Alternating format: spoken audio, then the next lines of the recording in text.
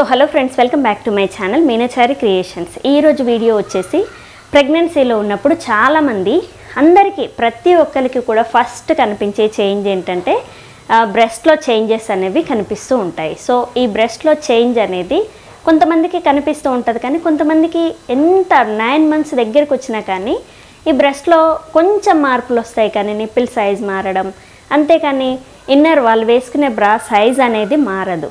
So చిన్నగానే ఉంటాయన్నమాట.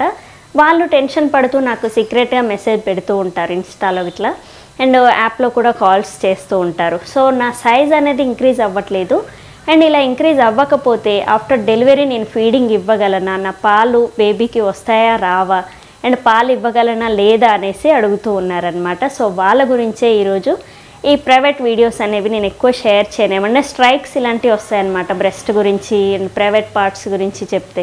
So ఛానల్కి ఎఫెక్ట్ అవుతుంది, కానీ మీరు చాలామంది అడుగుతున్నారు కాబట్టి మీ డౌట్ అనేది క్లియర్ చేయడానికే ఈరోజు ఈ వీడియో షేర్ చేస్తున్నాను.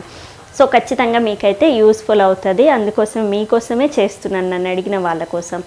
సో ప్రెగ్నెన్సీలో ఏంటంటే ప్రతి ఒక్కరికి చేంజెస్ అనేవి తెలుస్తుంది, కానీ ప్రెగ్నెన్సీలో అలా చేంజ్ తెలిసిన వాళ్ళకే పాలు వస్తాయనేం కాదు. సో కొంతమందికి బయటికి తెలుస్తూ ఉంటుంది, కొంతమందికి తెలియకపోయినా కానీ మిల్క్ ఇంప్రూవ్మెంట్ అనేది ఖచ్చితంగా 100% ఉంటుంది. బేబీ గ్రోత్ అవుతుంది అని అంటే ఖచ్చితంగా మిల్క్ ఇంప్రూవ్మెంట్ కూడా అవుతూనే ఉంటుంది. సో బేబీకి పుట్టగానే డెలివరీ అవ్వగానే పాలు ఇవ్వడానికి రెడీ అవుతూ ఉంటుంది మన బాడీ మొత్తం. బ్రెస్ట్ అనేది ఇంప్రూవ్ అవుతూ ఉంటుంది కొంతమందికి అవ్వదు, కానీ నిప్పిల్ సైజ్ అనేది చేంజ్ అవుతుంది కదా, అండ్ నిప్పిల్స్ చుట్టూ కూడా ఒక లేయర్ లాంటిది ఏర్పడుతుంది కదా. సో ఖచ్చితంగా అది కూడా అవ్వట్లేదన్నా మీరు టెన్షన్ పడక్కర్లేదు, అప్పుడప్పుడు కొంచెం మసాజ్ లాగా చేసుకోండి. సో సైజ్ ఇంప్రూవ్మెంట్ అయితే ఖచ్చితంగా ఉంటుంది. అది ఇంప్రూవ్ అవ్వకపోయినా కానీ నో ప్రాబ్లం, మీకు డెలివరీ అయిన తర్వాత ఖచ్చితంగా మిల్క్ అనేది ఇంప్రూవ్ అవుతాయి. సో ఆ నిప్పిల్ చుట్టూ కొంచెం ఒక లేయర్ లాగా ఉంటే దాన్ని కొంచెం ఆయిల్ మసాజ్ చేసుకొని మీరు అప్పుడప్పుడు క్లీన్ చేస్తూ ఉండాలి. డెలివరీ అయిన తర్వాత బేబీకి పాలు ఇవ్వడానికి ఈజీ అవుతుందన్నమాట. సో ఖచ్చితంగా నిప్పిల్ క్లీనింగ్ అనేది ఇంపార్టెంట్ ప్రెగ్నెన్సీలో. అండ్ అప్పుడప్పుడు ఆయిల్తో కూడా బ్రెస్ట్ చుట్టూ మనం మసాజ్ లాగా చేసుకోవచ్చు, దీనివల్ల మీకు సైజ్ అనేది ఇంప్రూవ్ అవుతుంది. అండ్ షోల్డర్ టర్న్ చేసే ఒక ఎక్సర్సైజ్ అనేది ఉంటుంది. సో ఈ ఎక్సర్సైజ్ వల్ల కూడా మీకు ఇంప్రూవ్మెంట్ అనేది కనపడుతూ ఉంటుంది. And after delivery hormone changes వల్ల మనకి డెలివరీ అయిన 1 or 2 days తర్వాతనే మిల్క్ అనేది వస్తూ ఉంటాయి అన్నమాట. ఫస్ట్ ముర్రుపాలు అనేవి వస్తూ ఉంటాయి, లైట్గా జిగురులాగా వస్తుంది, సో వాటర్ లాగే ఉంటాయి. సో దాని తర్వాత 2 daysకి మనకి ఫుడ్ ఇస్తారు, ఫుడ్ ఇచ్చిన తర్వాత మనకి మిల్క్ అనేది వస్తూ ఉంటుంది.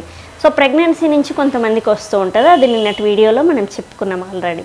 సో డెలివరీ తర్వాతనే మనకి బేబీకి పాలు ఇవ్వగలమా లేదా, అసలు నాకు పాలు వస్తున్నాయా లేదా అనేది క్లియర్ అవుతుంది. కానీ ప్రతి ఒక్కరికి కూడా ఖచ్చితంగా మిల్క్ ఇంప్రూవ్మెంట్ అనేది అవుతూ ఉంటుంది.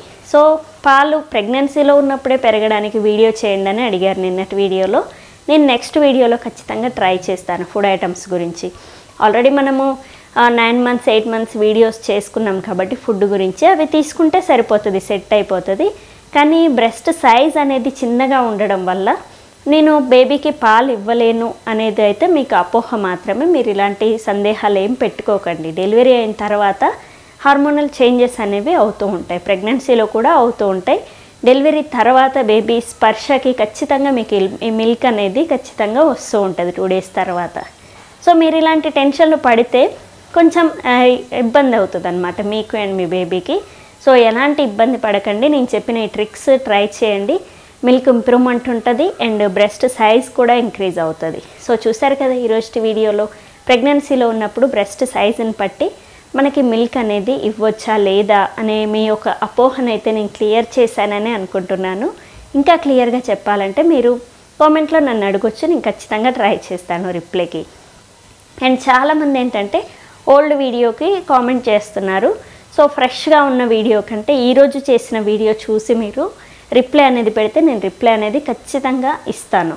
సో ఓల్డ్ వీడియోస్కి చాలా వెనకాల ఉంటుంది అన్నమాట కామెంట్, అది చూడడానికి చాలా కామెంట్స్ ఉంటాయి కాబట్టి నాకు టైం పడుతుంది. కానీ ఫ్రెష్గా ఈరోజు పెట్టిన వీడియో కింద కామెంట్ చేస్తే మాత్రం రిప్లై 100% ఇస్తాను, నేను ఇవ్వడానికే ట్రై చేస్తాను. సో చూసారు కదా ఈరోజు వీడియో. And thank you. ఇంకేమైనా డౌట్స్ ఉన్నా మీరు వీడియో చేయమని అడగండి, నేనైతే ఖచ్చితంగా చేస్తాను. నా వీలైనంత వరకు కామెంట్స్కి రిప్లై అనేది ఇవ్వడానికే ట్రై చేస్తున్నాను. సో చూసారు కదా ఈరోజు video. Thank you. Please subscribe my channel Meenachari creations. Thank you.